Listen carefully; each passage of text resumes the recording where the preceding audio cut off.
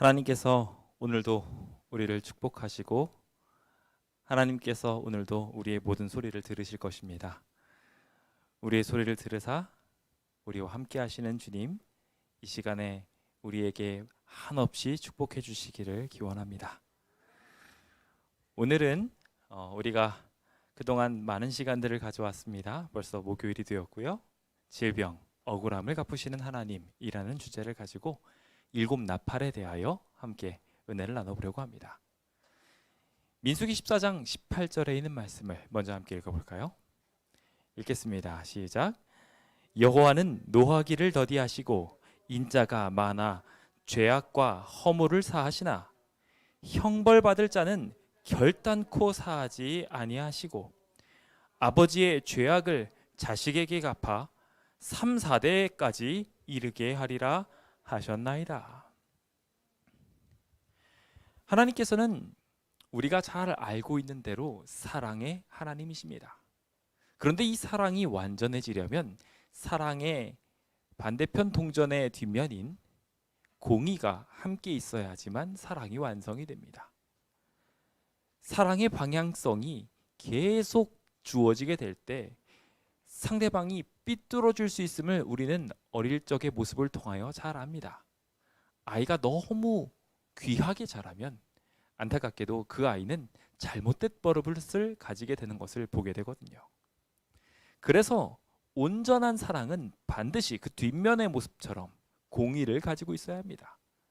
그래서 이 아이가 올바로 자랄 수 있도록 지도해 주는 것이 참된 사랑이라고 할 수 있을 것입니다.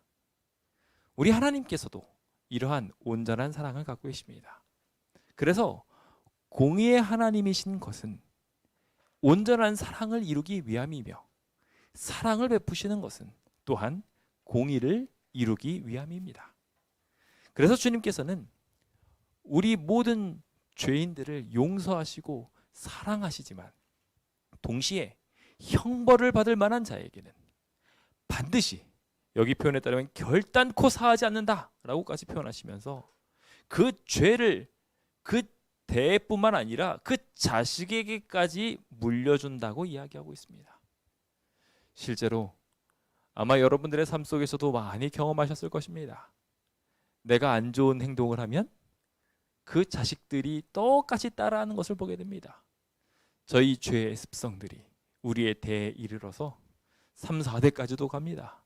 그래서 할아버지, 증조 할아버지가 했던 잘못들을 이 아이들이 그대로 보고 자라는 모습들을 우리는 종종 보지요. 죄의 무게는 이와 같이 무겁습니다. 하지만 참 다행인 것은 주님께서는 정의롭고 진실하고 거짓이 없으신 분이시라는 겁니다. 그래서 주님께서 이 공의롭고 바르신 분이시다 보니 각 사람이 다시 주님께로 돌아오기만 한다면 사람 같으면 배반했음으로 말미암아 너 이제 싫어 저리 가 어떻게 믿는 도끼가 발등을 찍니? 라고 이야기하면 쫓아낼 법도 싶은데 우리 공의로우신 하나님은 당신 자신도 공의로우시고 우리도 의롭게 하기 원하시기 때문에 그 돌이킨 백성을 보다듬어 주시고 그들을 정의롭게 거짓이 없게 주님을 닮아 공의롭게 만들어주는 그런 귀한 사역들을 우리를 위해 해주고 계십니다. 그래서 하나님이 그들의 행한 것, 그 악한 길에서 돌이켜 떠난 것을 보시게 되면 하나님의 그 귀한 뜻들이 돌이키게 되는 것들을 우리는 지난 시간을 통해서도 함께 살폈습니다. 그들에게 내려질 재앙들, 그들에게 내려질 고난들을 주님께서는 친히 거두기도 하시는 것입니다.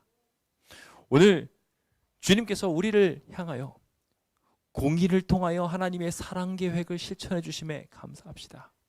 그냥 마냥 사랑받는 것이 아니라 우리도 하나님처럼 거룩해질 수 있도록 주께서 축복해 주심에 대하여 감사합시다. 계시록은 이 귀한 장면을 이렇게 묘사하고 있습니다.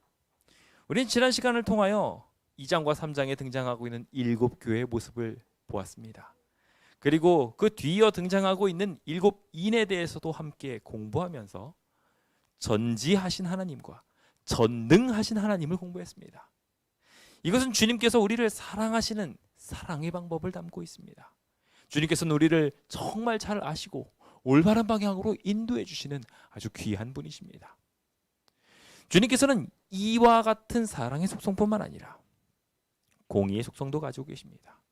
오늘 그 공의의 속성을 이루기 위하여 전능의 능력을 부어 주사 여기 세상을 향하여 나팔을 부십니다. 그 나팔의 이야기에 오늘 이 시간 귀 기울이시면서 7교회, 7인에 이은 7 나팔의 이야기를 함께 공부해 보도록 하겠습니다. 먼저 나팔의 의미에 대하여 잘 알 필요가 있을 것 같습니다. 나팔은 어떤 데 사용됐을까요? 여기 민수기 10장 8절로부터 10절에 있는 말씀을 보시면은 하나님께서는 이 나팔이라는 것을 두 가지 상황 속에 사용하는 것을 보게 됩니다. 첫 번째, 대적을 치러 갈 때입니다. 우리의 대적이 나를 괴롭힙니다. 그래서 너무 힘듭니다. 그래서 하나님의 도움과 임재가 필요합니다. 그러면은 그때 나팔을 부는 거예요. 또한 기쁨의 날이 생겼습니다. 명절과 절기가 생겼어요. 그러면서 내 죄가 사해지고 하나님께 예배하는 시간이 되었습니다. 역시 마찬가지로 주님의 임재가 필요합니다. 그때 마찬가지로 나팔을 붑니다. 이 모든 것들은 여호와가 너희를 기억하고 함께 있겠다라는 약속을 하는 것을 이룬다라는 의미를 포함하고 있어요. 즉 나팔을 분다는 것은 주님께서 오신다는 이야기입니다. 주님께서는 이와 같이 주의 능력을 통하여 하나님이 함께 하신다, 임마누엘을 이루고자 하십니다. 주님이 함께 하실 때 우리는 주님의 복을 함께 공유하고 주님의 사랑을 함께 얻게 됩니다. 그런데 말입니다, 그 모든 모습들이 항상 사랑의 결과로 나타나지는 않는 것 같습니다. 나팔을 불었습니다. 주님이 오셨습니다. 그런데 거기에 죄가 넘칩니다. 그럼 어떻게 될까요? 옛날 군대에 있었을 때 말입니다, 굉장히 힘든 일이 하나 있었습니다. 뭐냐면 상급 부대 지휘관이 방문하는 것입니다. 어떻게 됩니까? 그러면 지휘관이 올 때 나팔 소리가 울립니다. 빠라바라밤 빠라바라밤 하면서 나팔 소리가 울립니다. 빰빰빠밤 빰빠밤 빰빠밤 하면서 그 행진 소리에 맞춰서 지휘관이 다 입장을 해요. 그럼 저희가 그걸 보고서 지휘관이 와서 쫙 똑바로 서 있습니다. 그런데 그 똑바로 서 있지 않고 어떤 사람이 까딱까딱까딱까딱 하고 있으면 어떻게 될까요? 밖에 있는 곳이 막 지저분해요. 길들이 지저분하고 정비가 하나도 안 돼 있습니다. 그럼 어떻게 될까요? 그 지휘관이 와가지고 여기는 왜 이렇게 지저분하지? 쟤는 왜 이렇게 껄렁껄렁하지? 한마디 하고 가면 그 다음에 어떻게 될까요? 모든 사람들은 그날부터 계속 청소해야 됩니다. 그리고 잘못한 것으로 인해서 엄청난 벌을 받습니다. 똑같습니다. 하나님이 임재하셨는데 문제가 생기면 어떻게 될까요?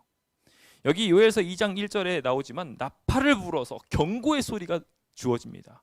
그런데 주의 백성들이 준비가 제대로 안 돼 있어요. 그러면은 나팔을 불어 경고한 것에 대하여 온전히 준비하지 않았으므로 말미암아 스바냐 1장 16절처럼 성읍들을 치고 높은 망대들이 무너지게 됩니다.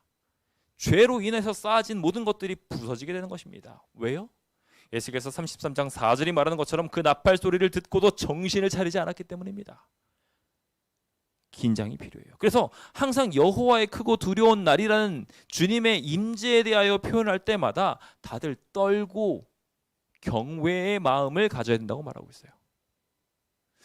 어느 순간 우리는 사랑의 하나님을 자꾸 말하다 보니까 하나님의 임재를 경험할 때 너무 편한 자세를 취하고 있습니다.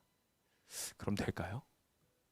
아니에요. 하나님이 오셨는데 우리가 바른 자세를 취하는 것은 너무 당연한 일입니다. 어떤 이는 설교를 듣는 내내 팔짱을 끼고 있습니다.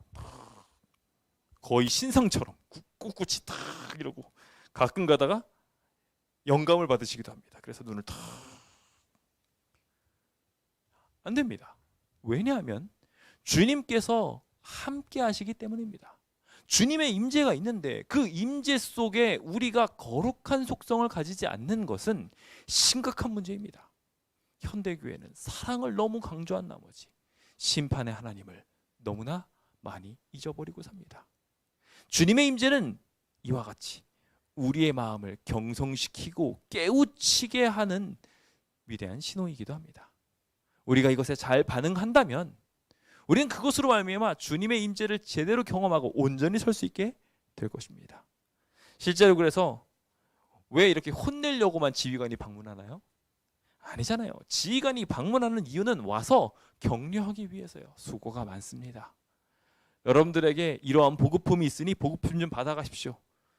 군대 장관이 와가지고 있는데 너무 잘하는 거예요. 와, 이 친구 너무 마음에 드는데 이 친구 포상휴가 좀 줘. 딱 그렇게 되는 것입니다. 실제로 이사야서 27장 13절에 있는 말씀 보시면은요, 그날에 큰 나팔이 불려졌습니다. 그랬더니 아수르 땅에서 멸망하고 애굽 땅으로 쫓겨났던 사람들이 돌아오게 됩니다.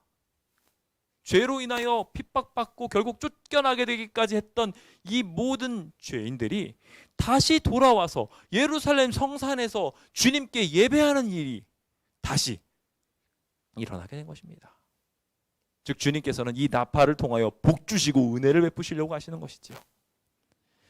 그래서 주님께서 임재하신다는 것은 우리를 바르게 세우신다는 것입니다. 때로는 이 모든 모습들이 우리가 보기에 너무 더디게 느껴질 때가 있지요. 우리가 지난번에도 살폈지만 그것은 하나님의 사랑과 인내 때문입니다. 그래서 오래 참아주시는 거예요. 우리가 지금도 죄악을 범하고 있고 여전히 죄를 저지르고 있는데 하나님께서 우리한테 천벌을 내리지 않은 이유는 정말 나답과 아비후처럼 그 자리에서 심판을 주실 수도 있는데 그러지 않으시고 계속해서 기다리시는 이유는 주님께서 우리를 사랑하시고 오래 참으시는 분이시기 때문이에요. 근데 분명한 것은 그 나팔이 마지막으로 불려지게 될 때는 그 기회와 경고가 마지막으로 주어지게 될 때에는 더 이상 주님도 참지 않으신다는 것입니다. 그래서 오늘 우리는 이 나팔 소리에 귀 기울이고 이 마지막 나팔이 언제인지 함께 주목하고 생각해 보고자 합니다. 오늘 우리 안에 이 나팔을 잘 들어보며 주님의 방문 목적대로 모두 다 올곧게 서게 되시길 예수님의 이름으로 축원드립니다. 자, 이 내용들을 그래서 다시 한번 정리해 봅시다. 먼저 하나님의 백성이 있습니다. 자, 이 하나님의 백성한테 가만히 있으면 사단이 자꾸 뭘 집어넣냐면요, 죄를 저지르습니다. 그럼 어떻게 될까요? 멀쩡하게 예배를 드리고 있다 하더라도 집중을 잘하고 또 주님 말씀대로 나가서 열심히 순종하면서 살려고 하다가도 주변 사람들이 잘못한 모습들을 보여주고 또 계속해서 유혹해가지고 쿡쿡쿡 우리의 성질을 건드리면 어떻게 돼요? 버럭하게도 되고 나쁜 사람의 모습들을 그대로 따라가게도 됩니다. 그래서 하나님의 아들들이 세상 사람들이랑 비슷해져요. 그래서 누가 하나님의 사람이고 누가 하나님의 사람이 아닌지를 알 길이 없어집니다. 굉장히 애매한 상황이 돼요. 그럴 때 주님께서 하시는 것이 있습니다. 바로 재앙을 부으사 하나님의 은혜의 장막을 걷어버리시는 것입니다. 하나님의 은혜의 장막이 딱 걷혀지게 되면은요, 그 재앙을 딱 맞이한 사람들이 두 가지로 반응을 합니다. 그 반응이 어떻게 이루어지게 되냐면 한 사람은 환난 속에서 회개합니다.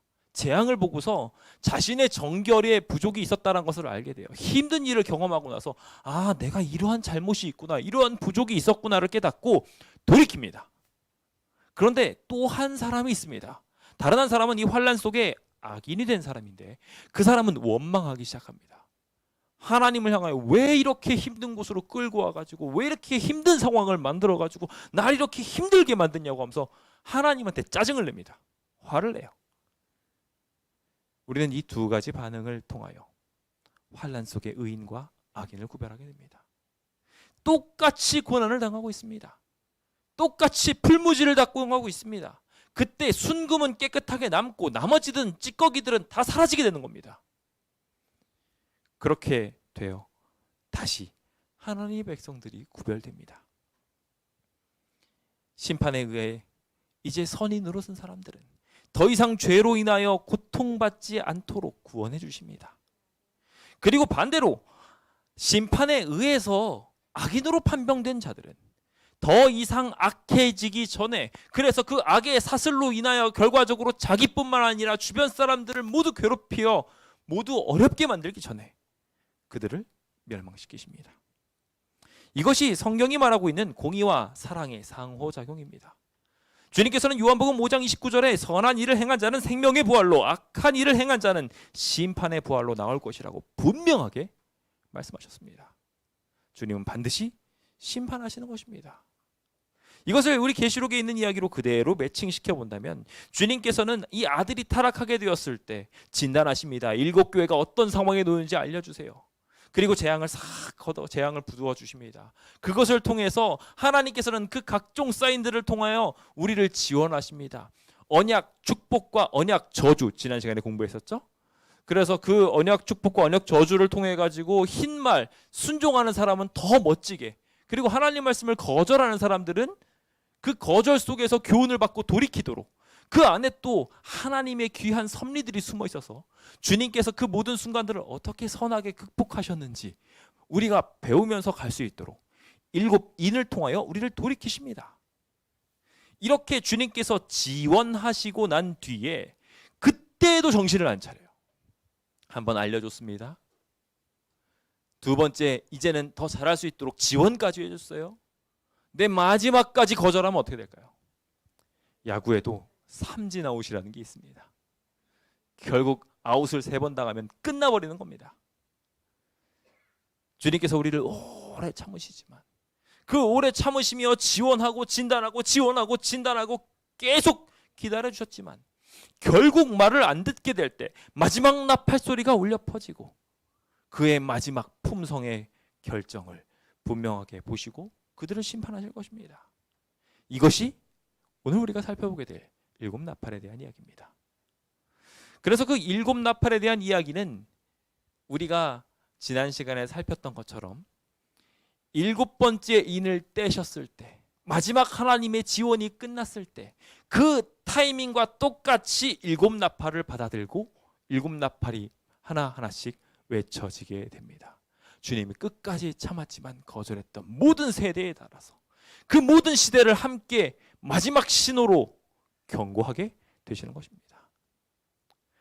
오늘 우리의 삶도 마찬가지로 이와 같이 전염병, 질병 이런 것들을 통하여 이 시대가 정말 마지막까지 왔고 너의 삶이 거의 끝나가고 있다는 것을 각종 사인들을 통하여 보여주고 있습니다. 사람이 아프기 시작하면은 점점 그 아픔으로 인해서 자신의 생애가 얼마 남지 않았음을 뒤돌아보게 됩니다. 저는 그런 의미에서 질병은 하나님께서 주신 축복이라고 생각합니다. 만약에 내가 말기 암에 걸렸다 그러시면 하나님께 할렐루야 찬양하시기 바랍니다. 왜냐하면 우리의 마지막 삶을 정리할 수 있는 시간이 생긴 거잖아요. 얼마나 큰 축복입니까? 그 사인을 듣고 이제는 이 마지막 사인에 부합하게 온전히 살기로 결심해 보는 것이 오늘 우리가 해야 될 모습이 아닌가 생각해 보게 됩니다. 열왕기상 8장은 이렇게 기근과 전염병이 있을 때, 재난과 무서운 질병이 있을 때, 메뚜기나 황충, 깐부기가 와서 성읍을 에워싸게 됐을 때 그때 정신 차리고 마음의 재앙을 깨닫고 돌아와서 간구하기를 바란다고 기록하고 있어요. 그리고 그 간구하게 됐을 때 주님께서 들어주십시오라고 구하고 있습니다. 주님께서는 그것을 들으시고 사실 것이다라고 그는 믿으며 요청하고 있습니다. 오늘 우리가 이 전염병 시대에, 이 질병이 만연한 시대에 다 가져야 될 마음입니다. 저희 교회가 그렇게 많이 늙은 교회도 아닌데도 불구하고 제가 문안인사차 전화를 드려보면 다들 질병을 갖고 있으십니다. 어떻게 이렇게 다들 종합병원이신지 곰곰이 살펴서 제 모습을 보니까 저도 종합병원이더라고요. 주님께서 이런 연약한 모습을 잘 아시기에 주님께서 저희한테 건강기별도 주신 것 같아요. 그 사인들을 듣고 돌아오라고. 그리고 그 끝에서 결국 Trust in God, 하나님을 믿고 하나님께 회복 누리고 다시 살아갈 수 있도록 만드는 것, 그것이 우리 주님께서 우리한테 이 질병들을 통하여 마지막 사인을 주신 것이 아닌가 생각해 보게 됩니다. 이제 그 사인을 받아서 이 질병이 만연한 시대를 주님의 사랑으로 극복하기로 결심해 봅시다. 자, 그렇다면 이제 다시 원래 이야기로 돌아옵시다. 오늘 우리가 살펴보게 될 이야기들은 우리가 잘 아는 것처럼 7교회와 7인에 걸쳐서 하나님께서 나팔을 통해 주의 백성을 돌이키게 하시는 이야기들로 구성되어 있습니다. 자, 이 7 나팔이 불려지게 되는 배경을 가만히 보시면요. 7 나팔이 불려지게 될 때 주님께서는 반시즌쯤 고요하게 하시고 난 뒤 7 천사 데리고 오셔서 그들에게 7 나팔을 각각 불게 만들어 주십니다. 그 부시는 7 나팔들은 각각 이와 같이 그동안 하나님의 기별을 받아들였지만 그것에 거절했던 사람들한테 부어지게 됩니다. 유대인이었고요, 서로마였으며, 배도교회였고 중세교회였으며, 타락한 교회자, 배도한 세상, 그 모든 것들을 향하여 주님께서는 일일이 나팔을 부르셨고, 결국 최후에는 이 지구 전체에 있었던 모든 악인들을 향하여 7번째 나팔을 통하여 심판을 외치십니다. 오늘 우리는 그 이야기를 살펴보기 위하여 이제 8장의 이야기로 들어갑니다. 8장의 이야기를 자세히 살펴보시면 7 나팔을 7 인을 땜과 동시에 가지고 와서 이 일들을 수행하게 됩니다. 그때 같이 등장하는 게 있어요. 제단 곁에서 금향로를 가지고 옵니다.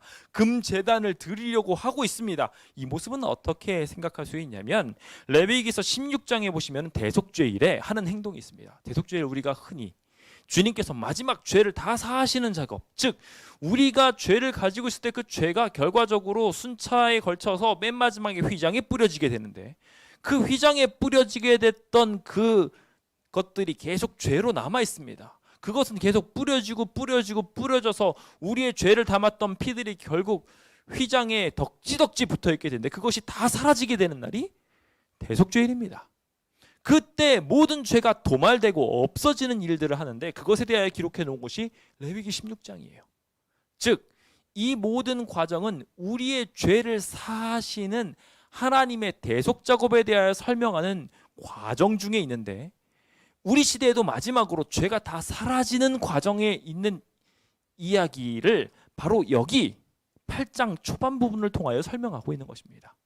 그래서 여기 8장에 있는 이 장면을 보시면은 이제 금제단을 가져와서 분향하면서 그걸 가지고 와서 금제단을 향하여 나아가는 이 모든 모습들이 딱 유대인들이 들으면 저거 대속죄일 모습인데 그래서 저걸 가지고 와서 저걸 가지고 들어가서 이제 최종적으로 지성소로 들어가게 될 텐데 그래서 나는 것을 알게 됩니다. 그러니까 딱 지성소에 들어가면은 하나님의 임재가 있고요. 하나님의 임재가 있으면 뭐가 있습니까? 하나님의 임재가 있는 곳에 늘 있는 게 있습니다. 우레와 번개와 지진, 하나님의 음성 이런 것들이 들렸습니다. 십계명이 있었을 때도 그랬고요. 항상 그래서 하나님의 임재가 빵 하고 나타나는 모습이 바로 이 8장 15절, 5절, 1절부터 5절까지에 있는 모습이었습니다. 이제 하나님이 드디어 임하셨습니다.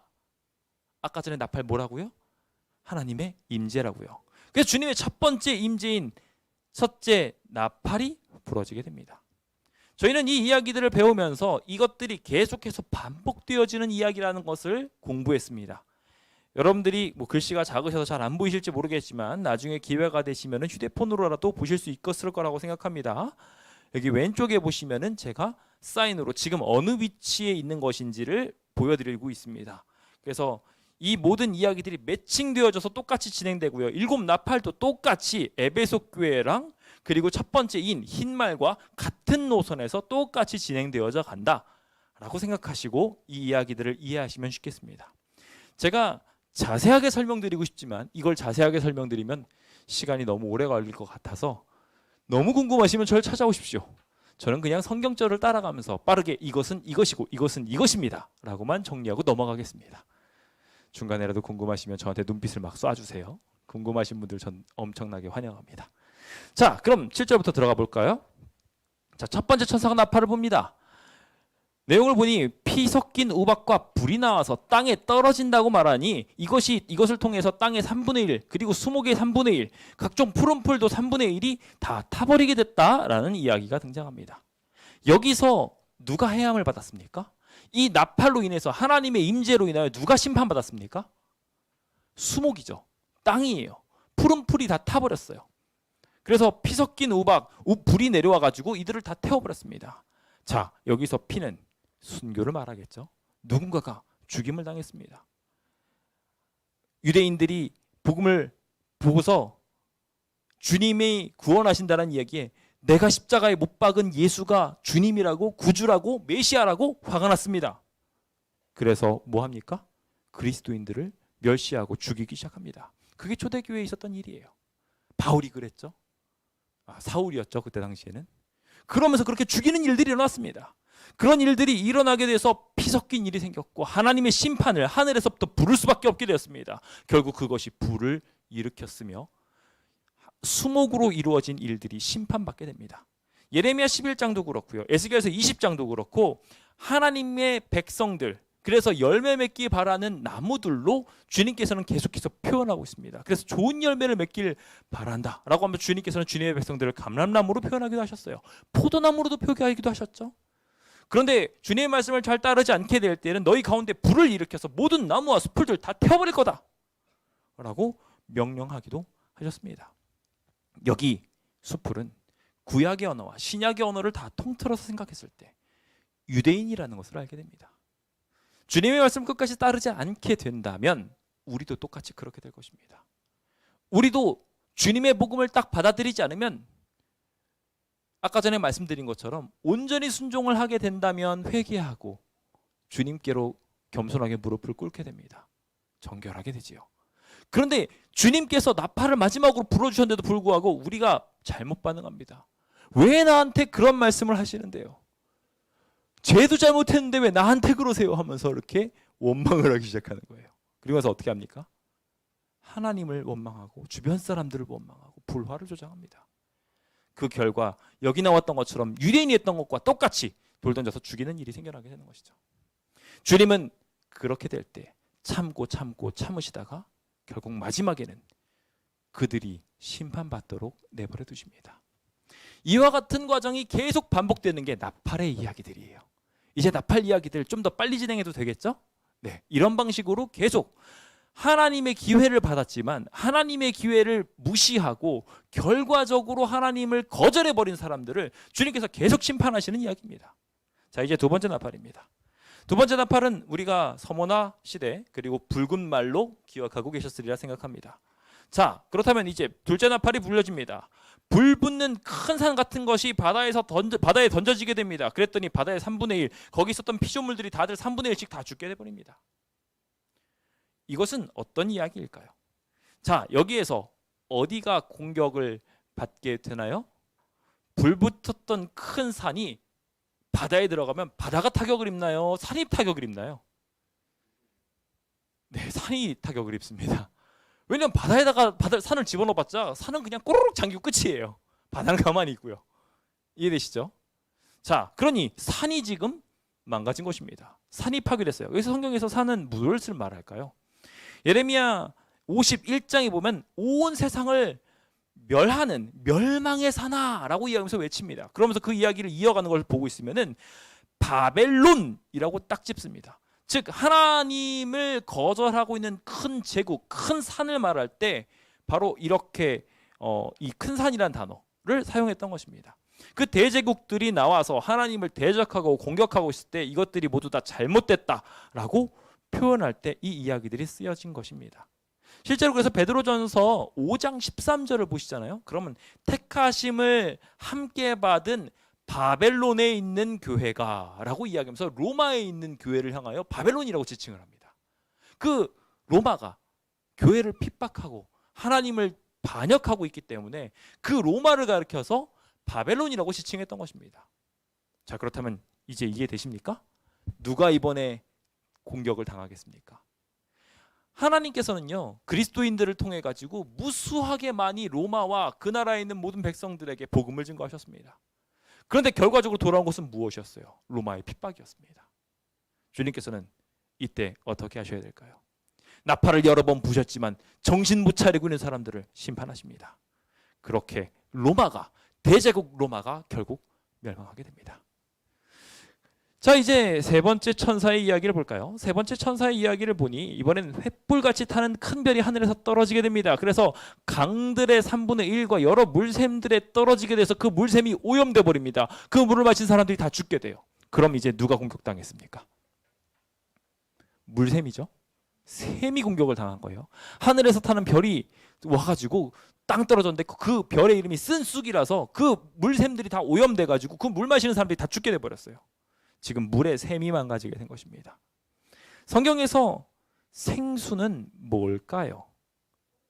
우리가 잘 아는 것처럼 하나님께서 주시는 말씀을 갖고 있는 것들, 그래서 고개 퐁퐁퐁퐁 나오는 것들을 가리켜서 진리의 샘이라고 우리는 종종 이야기를 합니다. 이 생명샘에 지금 위에서 횃불과 같이 타고 있는 큰 별이 하늘에서부터 떨어졌다고 말합니다. 여기서 별은요, 일반적으로 지도자를 말합니다. 그런데 이 지도자가 하늘에서부터 왔어요. 그리고 떨어졌어요. 누구겠습니까? 이사야서 14장에 등장하고 있는 계명성, 아침의 아들입니다. 이 샛별이라 불렸던 이 존재는 하나님의 뭇별보다 내 자리를 높이겠다고 말하며 자신의 모습을 하나님과 동등하게 놓으려고 했던 사단입니다. 이 사단이 내려와서 결과적으로 이제 공격을 하기 시작한 것입니다. 어디를요? 물의 샘을요. 하나님의 진리의 말씀이 퐁퐁퐁퐁퐁 나와야 되는데 그곳이 쓴물이 되어버렸습니다. 자, 이러니 이제 아시겠죠? 버가모 시대, 그리고 우리가 잘 알고 있는 것처럼 이제 계속해가지고 세속화가 되는 교회 시대, 그래서 진리가 오염되고 타락하는 시대 바로 오지 않습니까? 결국 이 진리의 샘이 오염됨으로 말미암아 이 더러워진 영적 생수를 가지고 있는 교회가 공격을 당하게 되는 상황입니다.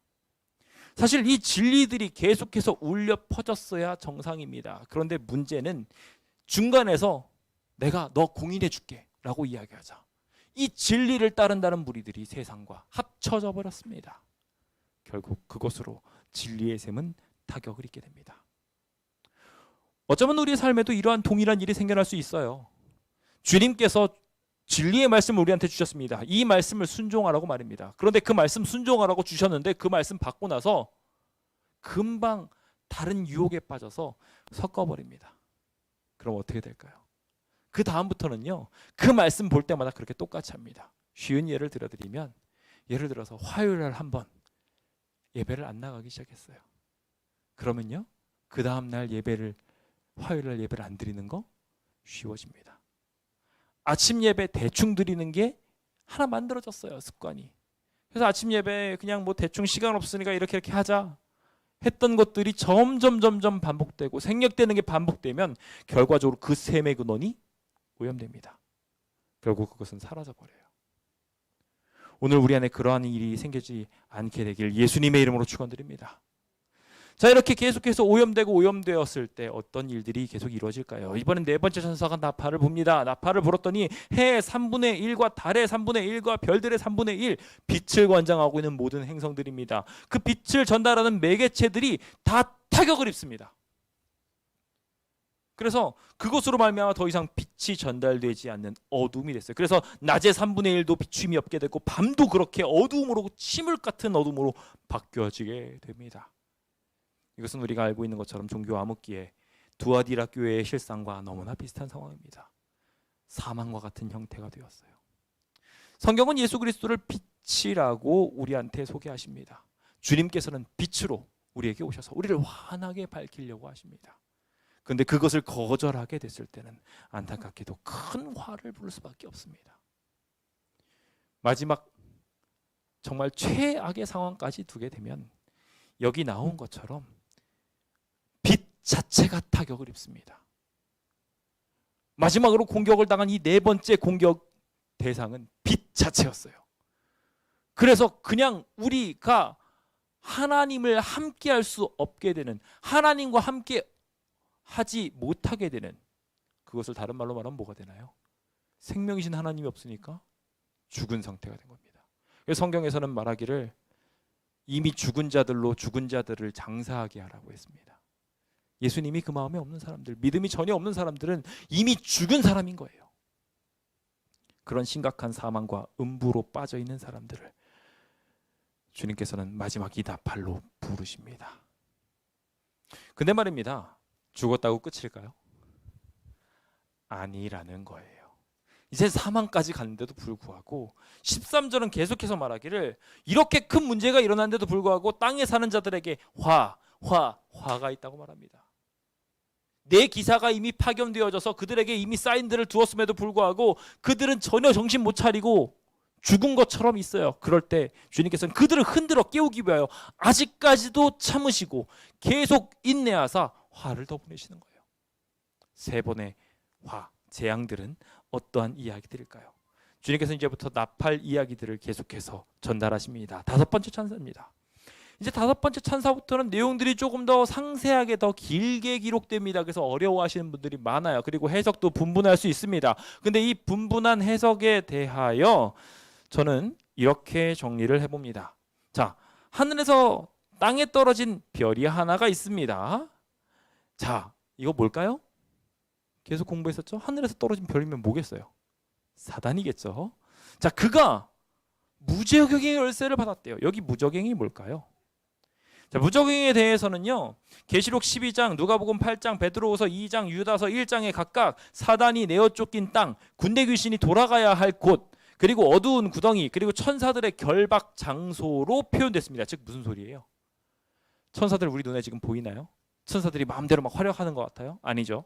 하나님의 허락을 받고 하나님이 움직이라고 할 때만 움직일 수 있는 상황입니다. 딱 그들이 있는 선, 그게 무저갱입니다.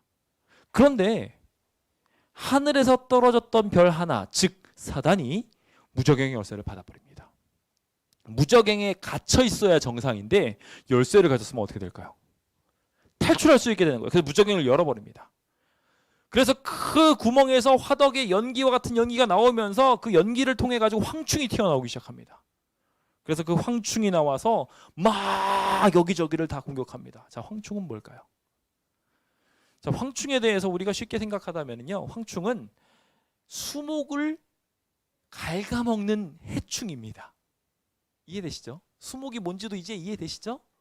하나님의 백성들입니다. 그래, 하나님의 백성들을 갉아먹는 게 황충이에요. 그러니까 황충이 이제 사단이 문을 열어서 사단의 천사들이 활동을 막 세게 하기 시작하니까 그곳으로 인해서 황충들이 튀어나오기 시작했어요. 근데 그 황충이 무슨 권세를 받았냐면 여기 전갈의 권세와 같은 권세를 받았다. 전갈의 권세는 뭘까요? 누가복음 10장에 보면요, 뱀과 전갈의 권세를 밟는다라고 이야기하면서 사단의 권세를 밟는 과정을 뱀, 전갈과 같은 동선으로 두어서 이렇게 표현하시죠. 즉 한마디로 여기 전갈의 권세라는 것은 사단의 권세를 말하는 거예요. 즉 황충이 튀어나오는데 그냥 튀어나온 게 아니라 사단의 권세를 가지고 튀어나왔다는 것입니다. 그래서 이제 뭐 하려고 할까요? 수목을 막 갉아먹으려고 하겠죠. 그것을 해하려고 할 때 하나님께서는 각종 수목은 해하지 말고 오직 이마에 인침을 받지 아니한 사람들만 해하라 라고 이야기합니다. 하나님께서는 이 순간에도 하나님의 백성들을 지키셔요. 그러면서 적당하게 하나님의 말씀을 따르는 사람들. 그래서 저는 이걸 믿습니다. 진짜로 하나님을 온전히 믿는 사람은요, 고난 중에서도 기뻐하고요, 고난 중에서도 행복해하고요, 고난 중에서도 예수님을 믿습니다. 붙잡고 있어요. 그래서 그 사람은 인받은 상황에서 어떠한 고통을 당하고 있는 중에도 행복합니다. 아무리 옆에서 황충이 갉아먹어도요, 그를 해치 못합니다. 그런데 조금 말해서 적당히 신앙하는 사람들, 그런 사람 옆에서 누가 막 괴롭히고 힘들게 하잖아요. 갉아먹으면은 막 아파합니다. 저 사람이 나한테 왜 그러는 거야 하면서 분노하고 짜증냅니다. 그리고 하나님을 원망하기도 하고요, 심하면은 교회도 안 나오고요, 자기 마음대로 다 합니다. 황충이 갉아먹는 거예요. 우리 그거 기억해야 됩니다. 그래서 어떠한 상황에도 나는 선하게 살겠노라 라고 결심하는 일이 오늘 우리의 삶에 꼭 필요합니다. 자, 이렇게 황충이 튀어나와서 인침받지 않은 사람들만 해하기 시작합니다. 자, 그렇다면 이 황충은 도대체 어떤 모양일까요? 조금 절을 넘어가서 7절부터 있는 이야기를 볼까요? 7절에 있는 이야기를 보면 황충의 모양이 전쟁을 위해 준비한 말과 같고 머리에 금관도 썼고 막 등등등의 특징이 있습니다. 제가 이따가 잠시 후에 설명을 드리겠습니다만, 여기에서 우리가 하나하나 좀 풀어서 볼 것이 황충이 전쟁을 하기 위해서 움직인다는 거예요. 싸우기 위해서요. 하나님의 백성을 괴롭히기 위해서 움직인다는 거예요. 자, 그래서 여기 보면은 준비한 말들 같다. 말 뭐였죠? 파견된 사자를 말하는 거잖아요. 그렇죠? 사단의 사자들도 지금 전쟁하려고 나가고 있는 거예요. 황충이 이렇게 나갑니다. 그런데 그 보니까 머리에 금 같은 관입니다. 금관이 아니라 금 같은 관입니다. 짝퉁이에요. 이긴 것처럼, 진짜 승리한 것처럼 면류관이 흉내내고 있는 겁니다. 가짜 면류관을 메고 있어요. 얼굴도 어떻습니까? 사람의 얼굴 같고, 사람이 아닙니다. 사람의 얼굴 같아요. 하나님의 백성인 척하지만 하나님의 백성이 아니에요. 여자는 성경의 교회를 말하죠. 근데 머리털 같은 머리털이 있어요. 가짜 머리털을 붙이고 있는 겁니다. 문제가 크죠. 그리고 이빨은 사자의 이빨 같습니다. 그래서 사자의 이빨이 어때요? 평소에 숨겨져 있을지 모르지만 나타나면 뭐든지 다 핥혀고 씹고 물고 뜯고 부셔버립니다. 우는 사자와 같이 돌아다니면서 우리를 삼킨다고 이야기한 사단의 모습과 어찌 그렇게 닮았는지 모릅니다. 게다가 철호심경 같은 호심경을 가지고 있어요. 이거 호심경은 우리가 알고 있는 것처럼 이제 죄가 들어올 때 죄를 막아주는 겁니다. 그런데 여기 철호심경 같은 호심경이에요. 그 가짜 호심경인 거죠. 이건 뭐 어떻게 작용하게 될까요? 이 가짜 짝퉁 호심경은요, 양심의 소리가 울려 퍼질 때 그걸 튕겨내버립니다. 성령의 자책하는 소리를 딱 들리게 할 때 띠용 하고 튕겨내버려요. 그래서 진리가 눈앞에 있음에도 불구하고 그거 맞고 반사! 하고 튕겨내버립니다. 심각하죠? 자, 그리고 난 다음에 이제 전쟁에 들어가면서 막 엄청난 소리를 막 냅니다. 이 사람도 굉장히 시끄러운 사람들이라는 거예요. 그리고 그가 가지고 있는 아주 중요한 특성이 있습니다. 10절입니다. 꼬리와 쏘는 살이 있다 라고 말합니다. 이게 뭘까요? 자, 꼬리에 대하여 성경에 있는 이야기를 보면은요, 계시록 12장에 보면은 용이 이제 쫓겨나는 장면이 나오는데, 쫓겨나는 장면에서 전쟁에서 쫓겨나기 전에 그 꼬리가 별의 3분의 1을 끌어다가 땅에다 던졌다고 말하고 있어요. 무슨 얘기예요? 3분의 1이나 되는 하늘 천사가 용의 꼬리로 꼬임을 당해서, 우리가 보통 꼬실 때 뭐라고 하죠? 꼬리친다고 말하잖아요. 그렇죠? 꿰인다라는 게 다 영적인 거더라고요. 신기하게. 그래서 그 꼬리가 쫓겨냅니다. 그래가지고 그 모습을 그대로 말해서 9절에서는 온 천하를 꿰는 자다라고 예수님께서는 사단을 딱 그렇게 찝으셨어요. 이게 꼬임을 말하는 겁니다. 꿰임. 그래서 여기 꼬리에 대하여 이사야서 9장에서 똑같이 말하면서 그 꼬리는 곧 거짓말을 가르치는 선지자니라 딱 막으셨어요. 그러니까 이제 이해 바로 되시죠.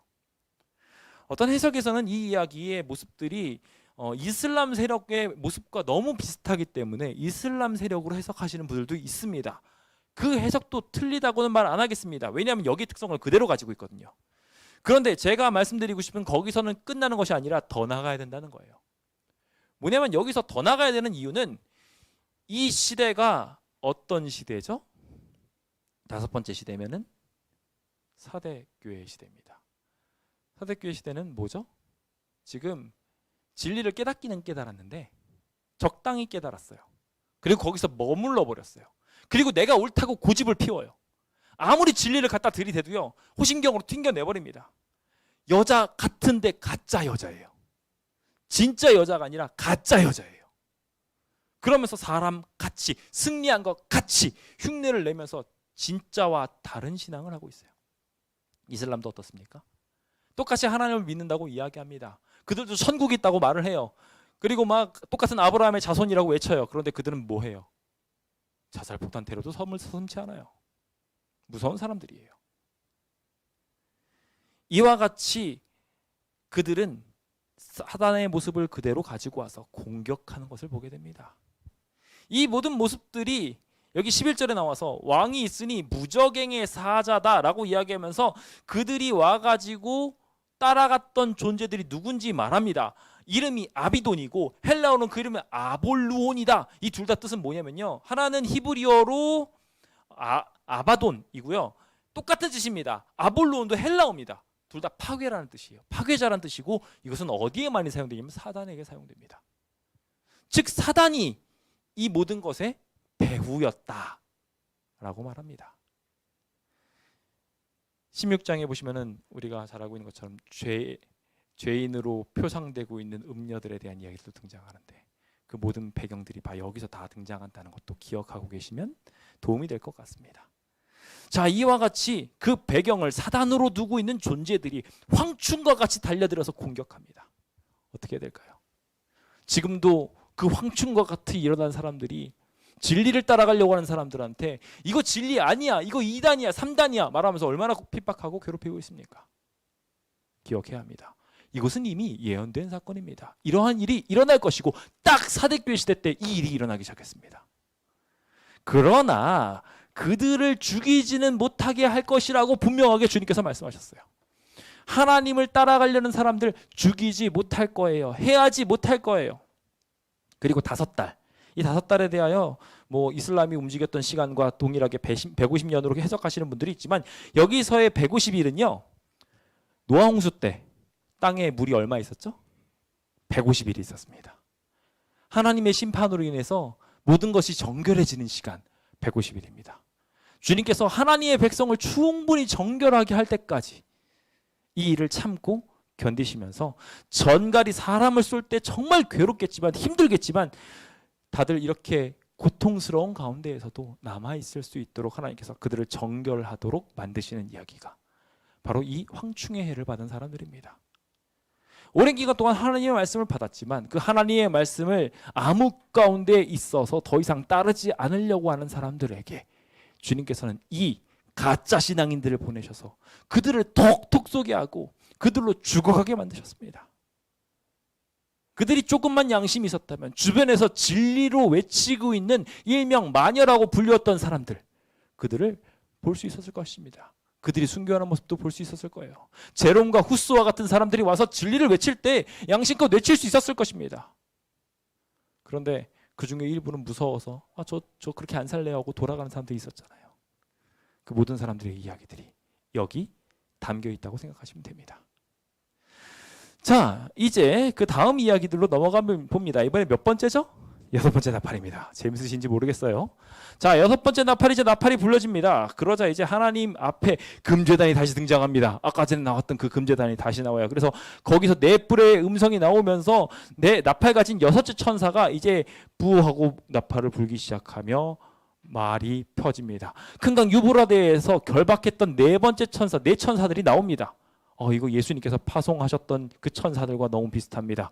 그 천사가 놓여서 그건 연월 일시 동안에 사람 3분의 1을 죽이기로 되어 있습니다. 그냥 아무나 죽이는 겁니다. 3분의 1을 그냥 해하는 게 아니라 죽이는 겁니다.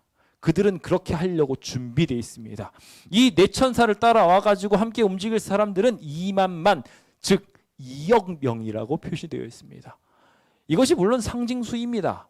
하지만 이 2억이나 되는 숫자들이 14만 4천이라는 상징과 딱 마주치게 됐을 때 엄청나게 차이가 남을 보게 됩니다. 다수의 세상과 소수의 하나님의 백성을 극적으로 비교하고 있는 것입니다.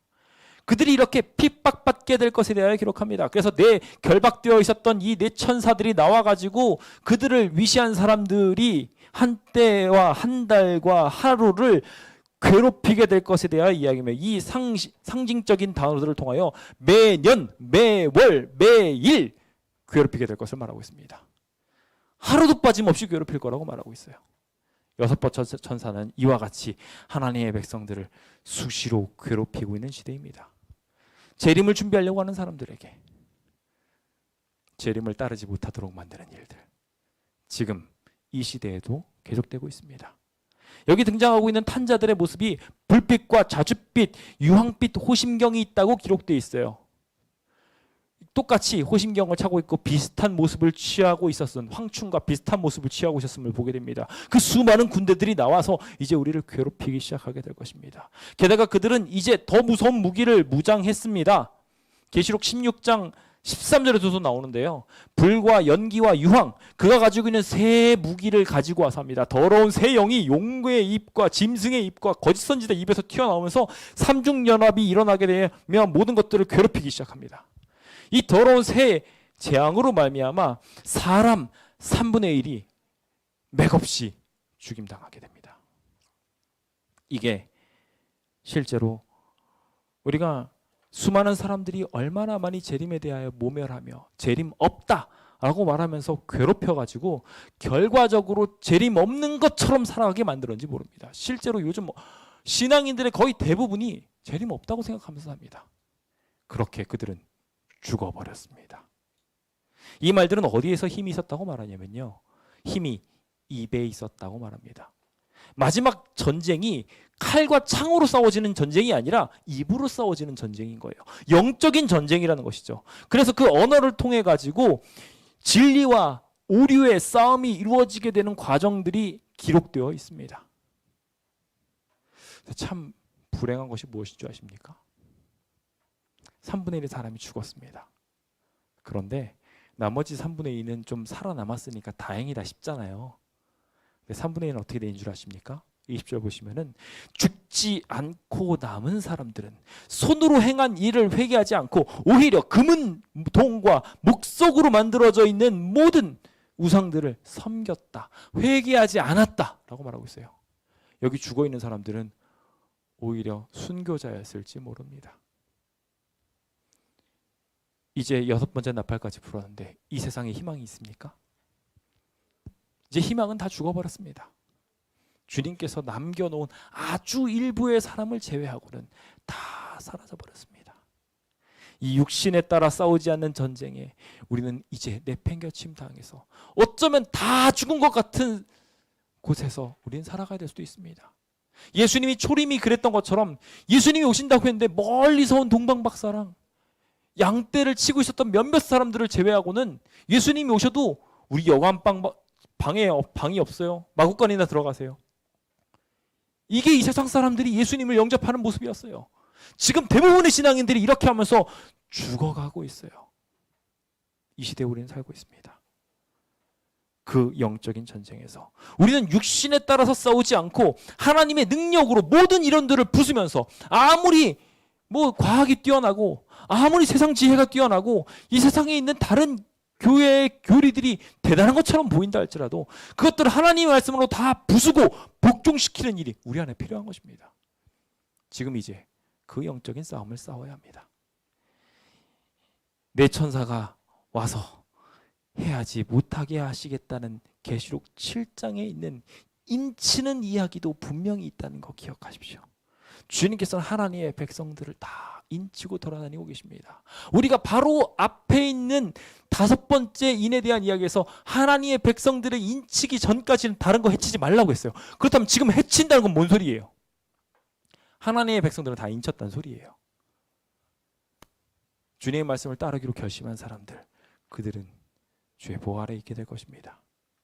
주님의 은혜 가운데 서게 될 것이고 그들은 14만 4천으로 주님의 편에 있게 될 것이며 주님께서 이제 나오셔서 똑같이 입에서 나오는 예리한 검으로 똑같이 입으로 싸우고 있죠. 그러면서 그것으로 말미암아 나머지 존재들, 나머지 모든 하나님을 따르지 않는 존재들을 말 타고 계신 승리의 말을 타고 계신 개선장군이신 예수님께서 그 입에서부터 말씀을 팍 내뱉자 다들 그들은 사라지게 되고 새들이 잔치하는 모습. 그거 계시록 19장에 나오는 말씀입니다. 그렇게 결국 그리스도와 함께 하나님의 백성들은 승리하게 될 것입니다. 이 승리가 이 자리에 계신 모든 성도님들의 승리가 되시길 예수님의 이름으로 축원드립니다. 우리는 그렇게 승리해야 합니다. 주님께서는 이 승리에 대하여 설명하기 위하여 10장에 있는 이야기로 갑자기 화두를 바꾸십니다. 이렇게 바꾸셔가지고 10장에 있는 이야기에 보면은 갑자기 힘센 천사가 나오는데 거기에 두루마리를 하나 가지고 있어요. 두루마리는 예로부터 성경을 상징하는 이야기, 하나님 말씀을 상징하는 이야기로 거의 다 표현되어 있다고 생각하시면 됩니다. 근데 펴 놓인 작은 두루마리라고 나와 있습니다. 자, 두루마리가 있는데 펴 놓여 있어요. 어느 정도 해석이 됐다는 거죠. 봉인되어 있는 게 아닙니다. 펴져 있어요. 아시다시피 여기 있는 다니엘서의 일부 예언들은 해석이 되어졌고 이루어져 왔습니다. 그것이 여기 다니엘서의 특징이에요. 이 작은 두루마리를 이제 들고 한 발은 바다에 한 발은 땅에 온 세상에 딱 다리를 놓고 있습니다. 그리고 나서 말합니다. 7 우레의 소리로 말이죠. 그런데 이 우레는 마지막 최후의 기별을 담고 있습니다. 그것이 공개될 때에는 사람의 진의가 숨겨지게 될 수 있어요. 그래서 어느 때 도적이 들 줄 알게 되면은 준비했다가 방비하는 것처럼 자기가 제대로 안 준비되어 있는데도 불구하고 준비하는 모습이 될 수 있어요. 그래서 이 7 우레의 소리는 주님께서 기록하지 마, 숨겨두셨어요. 그리고 나서 대신 뭘 하게 하셨냐면 이 7 우레를 알아듣지 못하는 대신에 너 이거 먹어 라고 했어요. 그래서 이 다니엘서를 삼키게 됩니다. 다니엘서를 삼키게 된 이야기 우리 다 잘 아시리라 생각합니다. 그들이 다니엘서를 삼킵니다. 그래서 2300주에 대한 예언을 보게 돼요. 예수님이 곧 오실 것이라는 이야기에 대해서 깨닫게 됩니다. 이게 무슨 시대의 이야기예요? 지금 6번째 인인 빌라델비아 교회 시대, 종교 재림운동이 일어나게 됐던 그 시대의 이야기입니다. 정확하게 맞아떨어지죠? 그래서 그들이 이 비밀을 이루어질 거라고 생각하고 엄청나게 기대를 합니다. 근데 이 두루마리를 가지고 먹으라고 이야기했는데 안타깝게도 주님께서는 이미 먹을 때부터 말씀해 주셨어요. 갖다 먹었을 때 내 배에서는 쓰지만 입에서는 달게 될 것이다. 먼저 주님께서는 뭐라고 이야기했어요? 배에 쓸 거야. 먹어라고 이야기했어요. 그러니까 하나님께서는 이미 그것의 결과를 아셨어요. 쓰디 쓰게 실패할 것이라고 알고 먼저 이거 실패할 거야. 하지만 먹어. 라고 주셨던 거예요. 그런데 인간은 받아들이고 난 다음에 참 재밌습니다. 인간은 딱 받아들이고 난 다음에 입에 달았다고 표현하고 있어요. 먼저. 인간은 똑같이 그렇게 반응합니다. 그래서 이 다니엘서를 경험하고 난 다음에 예수님 오신다고 신나가지고 재림운동 신나게 했습니다. 정말 달콤한 신학의 시간이었죠. 그런데 결과적으로 실패하게 되었습니다. 더 나은 기별을 그들은 깨닫기까지 준비되었어야 했고, 그들이 주님이 지성소에서 우리를 위하여 죄를 용서하시고 있다는 것을 발견하기까지 수많은 인고의 시간을 겪었어야 했습니다. 저 광신론자들 결국 예수님 알았네 하면서 얼마나 멸시를 받았을까요? 그 멸시 속에서 참된 진리를 찾아서 모였던 교회가 지금 여러분들이 보고 계신 제7일 안식일 예수 재림교회입니다. 여러분들이 이 교회를 알게 되신 것이 진정한 축복이라는 것을 여러분들 알게 되셨으면 좋겠습니다. 주님께서는 이것을 통하여 다시 예언하여야 하리라. 주님께서 오실 거라고 그동안 예언하고 있었는데 이게 아니야. 이제 다시 주님 오실 거라고 다시 예언해야 된다고 말하기 시작합니다. 그러면서 다시 화두가 바뀝니다. 11장입니다. 이제 지팡이와 같은 갈대를 주면서, 이 갈대가 뭐였죠? 갈대 갖고 와가지고 사람들 청량하게 했어요. 누가 의인인지 아닌지 알게 했던 게 이 갈대였습니다. 갈대를 갖고 와가지고 두면서 그 안에서 경배하는 자들을 측량하라고, 이 사람들 정말 하나님 잘 믿고 있는 건지 보라고 이야기를 합니다. 그러면서 성정 바깥에 있는 사람들, 하나님 아직 믿지 않는 사람들을 측량하지 말고 그대로 둬라. 그들은, 하나님 믿지 않는 사람들은, 하나님을 온전히 따르지 않는 사람들은 42달 동안 짓밟히게 될 것이다. 우리 이거 42달 많이 보셨죠? 예. 우리 잘 알고 있는 작은 뿔이 활약하는 시대예요.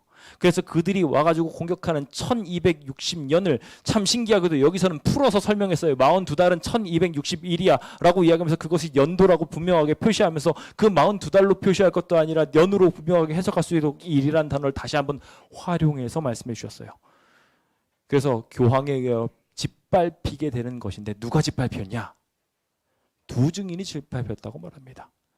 여기 두 증인에 대하여 말할 때 두 감람나무와 두 촛대라고 말합니다.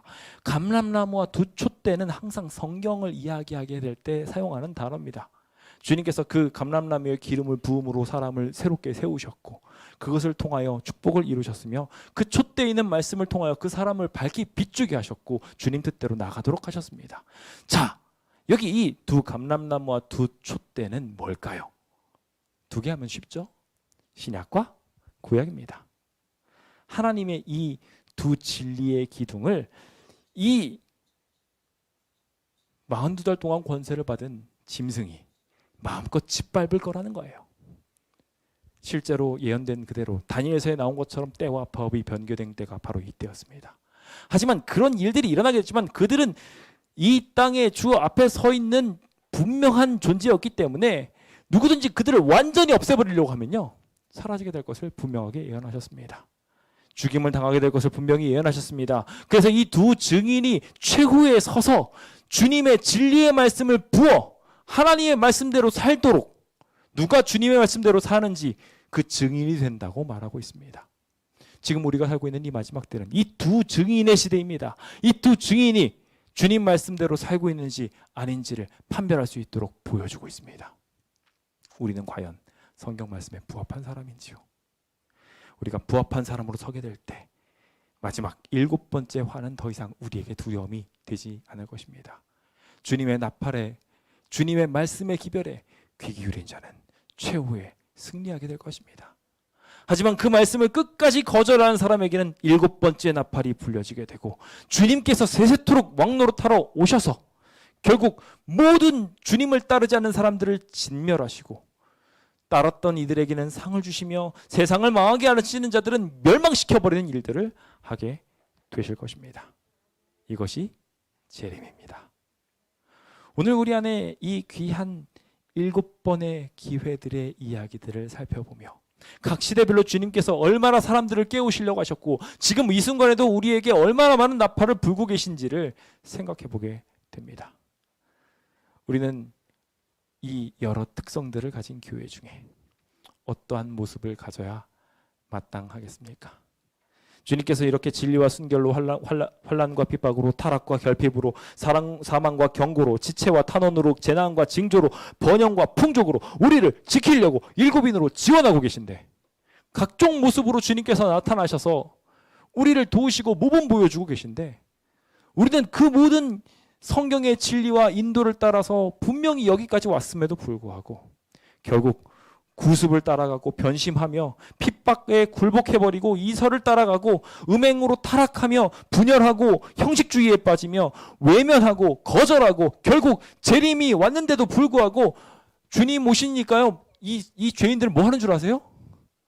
아, 저 하나님 오시는 거 나 보기 싫어. 돌들아 저 영광에서 날 가리워라. 보기 싫다는 거죠. 그렇게까지 끝내 거절하게 됩니다. 오늘 우리가 그렇게 끝까지 주님을 거절하지 않게 되는 주의 백성 되시길 예수님의 이름으로 축원드립니다. 주님께서는 분명히 죄악 세상을 공의로 심판하실 것이라고 말하고 있습니다. 지금 이 전염병의 시대를 만들면서 이 질병으로 우리에게 사인 주시면서 이 지구가 병들었다고 말하며 돌아와라 회개해라 나팔을 불고 계십니다. 우리가 그것에 귀 기울이며 다 구원받기 위하여 지금도 인내하고 계신 그 주님의 귀한 사랑에 반응해야 되지 않겠습니까? 이제 우리 함께 나아가 주님께 고백합시다. 주님 저희가 죄인입니다.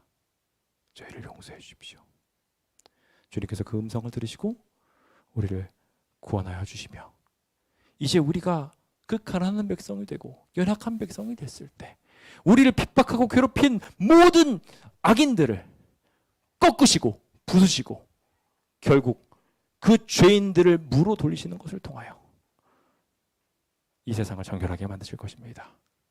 그 정결의 순간에 우리 모두 살아남아 구원을 경험하게 되길 간절히 바라면서 오늘 모든 말씀을 마치도록 하겠습니다. 함께 기도하겠습니다.